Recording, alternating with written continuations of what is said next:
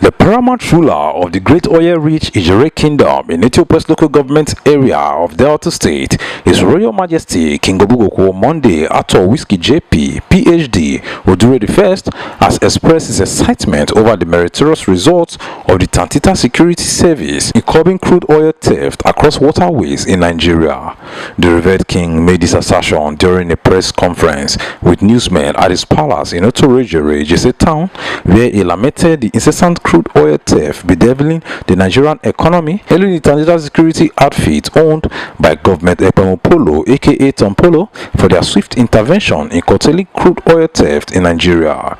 The king has over time advocated for the federal government to extend the contract of Tantita Security outfit and called for the expansion of the contracts to cover more areas across the Niger Delta region, a move that has reduced theft immensely across the nation. I took time off to also discreetly look at the insecurity in our waterways vis-a-vis the invasion of the Nigerian territorial water by foreign ships that come to load crude oil unauthorized, stealing of crude oil.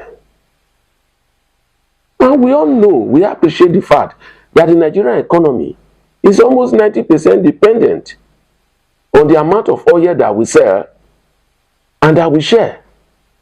And if these people are allowed to continuously steal our oil, I'm sure, God forbid, a day will come that the Nigerian country will have nothing to sell nor to share.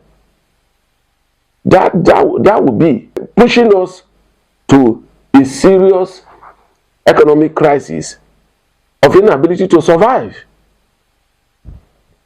And the government thought it wise and allocated to several companies pipeline surveillance. And we have come to discover that on daily basis or weekly basis or monthly basis, one of the security outfit is making huge success to the extent that I'm beginning to be afraid, because how come that with the high-level security tech that the Nigerian security services have, ships, ocean-going vessels are entering Nigerian water unauthorized, and there are no way to detect them, and there are no way to apprehend them, and they come. That we are arresting some persons also means that some persons are loading and escaping. That is another area that we have to look at.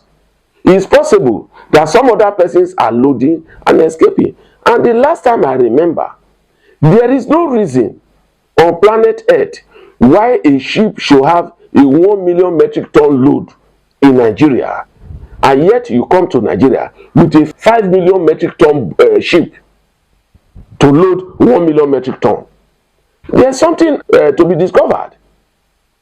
In most cases, if they load this 1 million metric ton officially, on their way out, they load illegally on the high seas.